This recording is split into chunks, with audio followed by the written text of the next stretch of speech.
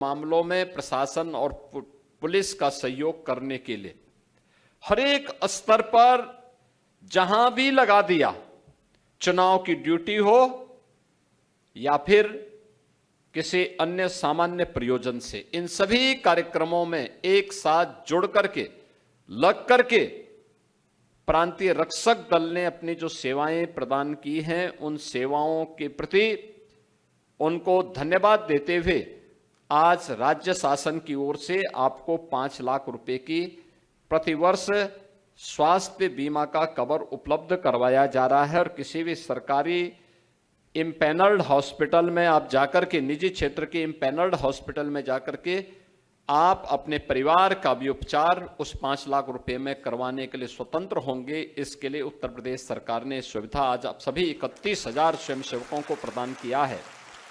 मैं 31,000 उन सभी परिवारों को, यानी अगर आप उनकी संख्या को देखेंगे, परिवार में अगर किसी एक परिवार में 5 सदस्य भी होंगे तो 5 सदस्यों को भी लेके जाएंगे तो लगभग ये 1,55,000-56,000 से ऊपर की संख्या बनती है। इतने लोगों को सीधे सीधे ये लाभ आज उपलब्ध करवाया जा रहा है। मैं सबसे पहले इसकी बधाई आपको और आपके परिवार के सदस्यों को देता हूं। दूसरा, पीआरडी के जवानों के लिए, स्वयंसेवकों के लिए जो उनका मानदेय हुआ करता था, यानी जो ड्यूटी भत्ता होता था, याद करिए 2019 तक मात्र 250 रुपये आपको मिलता था। कितना मिलता था? 250 मिलता था ना? मैं सच बोल रहा हूं ना? 19 में मैंने ही उस समय इसको बढ़ा करके 375 किया था।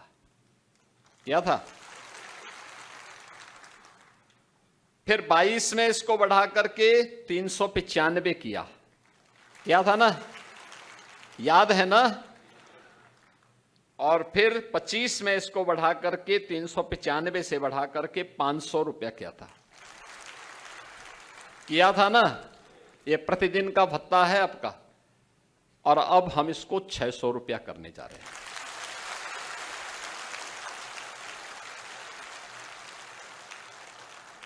देखिए, आप कार्य करेंगे तो इसके परिणाम भी आएंगे। पहले आपको ड्यूटी नहीं मिलती थी,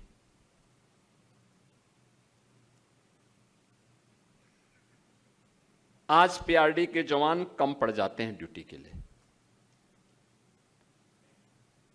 लोग हमारे सामने भी प्रस्ताव रखते थे, कहते साहब इनका कोई काम है नहीं। हम कहते थे काम तो लेना पड़ता है,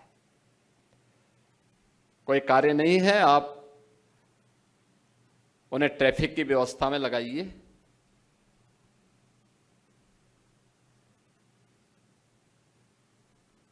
उन्हें मेट्रो की सुरक्षा का दायित्व भी दीजिए, एयरपोर्ट की सुरक्षा का दायित्व भी दीजिए, विभिन्न कार्यालयों की सुरक्षा की व्यवस्था का दायित्व भी दे दीजिए।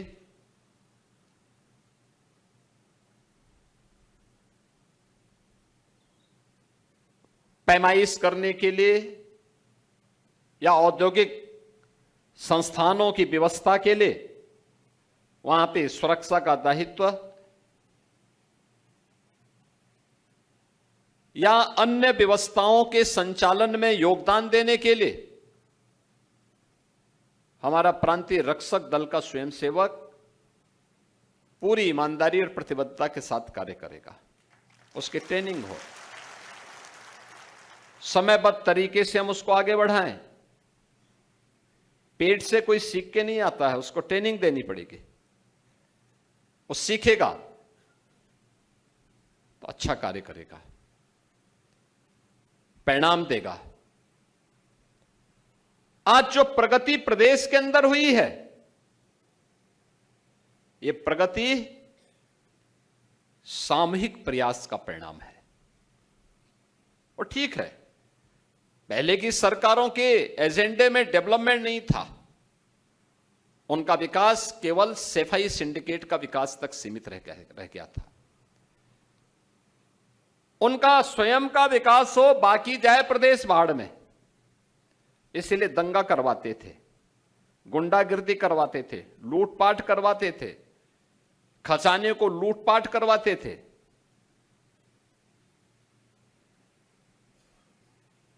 जब समग्रता के साथ कोई सरकार सोचती है, सर्वसमावेशी विकास की बात करती है, इसमें हमने गांव की बात की, गरीब की बात की, नौजवान की बात की, महिलाओं की बात की, तो हमने जवान की बात भी की। अगर युवा का कल्याण भी होना है, महिलाओं के उत्थान के लिए भी कार्य करना है, अन्नदाता किसानों की खुशहाली के लिए कार्य करना है, गरीब को शासन की योजना का लाभ पहुंचाना है, तो हमें सरकारी कर्मचारियों को भी, अपने जवानों को भी भरपूर सम्मान भी देना पड़ेगा, उनको संरक्षण भी देना पड़ेगा और हर प्रकार की सुविधाओं से उन्हें आच्छादित भी करना पड़ेगा। आज जब सबने मिलकर के प्रयास किया तो परिवर्तन भी हुआ है। परिवर्तन कैसे होता है आप सोचो ना, यही तो प्रदेश है जहां रोज दंगे होते थे, रोज दंगे, कर्फ्यू, ना बेटी सुरक्षित थी, ना व्यापारी सुरक्षित था, ना आवागमन के साधन थे, अव्यवस्था चारों ओर थी। याद रखना, जो लोग आज आरोप प्रत्यारोप कर रहे हैं, आरोप प्रत्यारोप वही लोग करते हैं जिनको जब मौका मिलता है, जब कर नहीं पाते हैं, और दूसरा जब कोई व्यक्ति परिणाम दे देता है तो उनको सबसे ज्यादा बुरा लगता है कि हम कर नहीं पाए, ये कैसे कर दिए। और उनकी परेशानी वही है, वही उनकी परेशानी है। वे कर नहीं सकते थे, अक्षम थे, भ्रष्ट थे, माफिया के सामने घुटने टेकते थे। प्रदेश में हर प्रकार के माफिया को प्रश्रय देकर के प्रदेश, उत्तर प्रदेश जैसा समृद्ध राज्य को उन्होंने बीमारू राज्य बना दिया। क्या नहीं है था उत्तर प्रदेश में? सब कुछ तो था यहां पे। दुनिया की सबसे उर्वरा भूमि, सबसे अच्छी ऊर्जावान युवा शक्ति, सबसे अच्छे प्रगतिशील किसान, पढ़ी लिखी बेटी, अच्छे व्यापारी, लेकिन तब भी उत्तर प्रदेश बीमारू राज्य हो गया था। तो जो प्रदेश को बीमार बनवा दिए हों अपने कृत्यों से, वे यहां के नागरिकों की बीमारी का उपचार क्या कर पाते हैं? नौजवान के सामने पहचान का संकट, गरीब भूखमरी से मरने के लिए मजबूर था, किसान आत्महत्या करने के लिए मजबूर था, बेटी की सुरक्षा में कोई माफिया सेंध लगा देता था, हर दूसरे दिन एक दंगा होता था, बिजली नदारद, सड़कें गायब। यही तो थी प्रदेश की पहचान। अब तो सड़क भी अच्छी है, बिजली भी आती है, माफिया गायब है, दंगे गायब हैं, दंगाई और माफिया हमेशा के लिए रसातल की तरफ गायब हो गए हैं, समाप्त।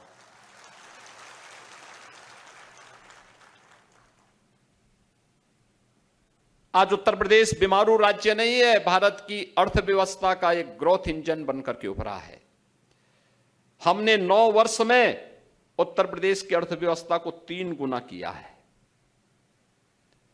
कुल 12 लाख करोड़ रुपए उत्तर प्रदेश की अर्थव्यवस्था की थी। आज वह है 36 लाख करोड़ रुपए की। 43,000 थी आप प्रति व्यक्ति आए, आज वह 1,20,000, आज 1,20,000 है। यहां का जो सालाना बजट था वह 3 लाख करोड़ का था, आज हम वह 9,70,000 पहुंच गया है। यह है प्रोग्रेस, यह है प्रगति के मानक। ये लुटवाते थे, लूटते थे, प्रदेश का पैसा विदेशों में जमा करवाते थे, अपने बाल बच्चों के लिए, आने वाली कई पीढ़ियों के लिए इतना पैसा इन्होंने संचित करके रखा हुआ है। इनको लगता है कोई खतरा आएगा ये भाग जाएंगे, लेकिन जिन लोगों ने दुबई में पैसा छुपाया था, आपने देखा होगा अभी अमेरिका ईरान के युद्ध में, और ठीक मिसाइल वहीं गिर रही थी, चिल्ला रहे थे सब, यानी मौतें दुबई में हो रही थी, मिसाइल वहां गिर रही थी, और चिल्लाहट इन नेताओं के घर में हो रही थी कि जैसे, क्योंकि उनका सब अवैध कमाई का पैसा जा रहा था, वो मिसाइल उनके अवैध कमाई पे भी गिर रही थी। और ये ऐसे ही लूट करने वालों पर ऐसे ही होता है। बहनों और भाइयों, आज मैं आप सबसे यही कहूंगा, मैंने आपको बताया ना कि 250 रुपये से आप सोचो 1948 से 2018 तक, यानी 75 वर्ष तक आपकी जो प्रोग्रेस थी वो 75 वर्ष में मात्र 250 रुपये तक पहुंची थी, और मात्र 9 वर्ष में, यानी 8 वर्ष में आपकी प्रोग्रेस पहुंची है 100, यानी 100% से ज्यादा पहुंच गई। आज ये 600 रुपये तक पहुंच गई है। 250 से 600 रुपया वह अलग है, और 5 लाख रुपए का कैशलेस की सुविधा भी आपको अलग से मिल गई है। इतनी सुविधाओं पे आच्छादित होना, इसके लिए और मेहनत से काम करने की आवश्यकता है, और परिश्रम किए जाने की आवश्यकता है, और भी अच्छे ढंग से, सम्मानजनक ढंग से अपने इस प्रांतीय रक्षक दल को और सुसज्जित करने के लिए, इसकी ट्रेनिंग को और पुख्ता बनाए रखने के लिए, जो रिक्त पद हैं उनको और समय पे भरने की तैयारी करने के लिए ट्रेनिंग समय समय पर हो, और जहां ड्यूटी पे लगा दिया जाए, शासन के जो ऑर्डर हैं पूरी ईमानदारी और प्रतिबद्धता के साथ उसका पालन करना है। यही जीवन का ध्येय होना चाहिए, क्योंकि हम सब भारतवासियों का एक ही ध्येय होना चाहिए, और ध्येय होना चाहिए कि देश प्रथम। मेरे देश की सुरक्षा में कोई सेंध न लगाने पाए, हमारे राष्ट्र को कोई क्षति न पहुंचाने पाए, भारत की एकता और अखंडता को कोई खंडित न करने पाए, भारत की सुरक्षा में कोई सेंध न लगाने का दुस्साहस कर सके। बांटने वाले जो लोग हैं, कोई जाति के नाम पर, कोई क्षेत्र के नाम पे, कोई भाषा के नाम पर, कोई किसी अन्य बात के आधार पर बांटने का जो कुत्सित प्रयास करेंगे, इन लोगों से सतर्क और सावधान रहने की आवश्यकता है। जो कमांडर की ओर से ऑर्डर प्राप्त हो, आप जिसके अधीन भी काम करते हो,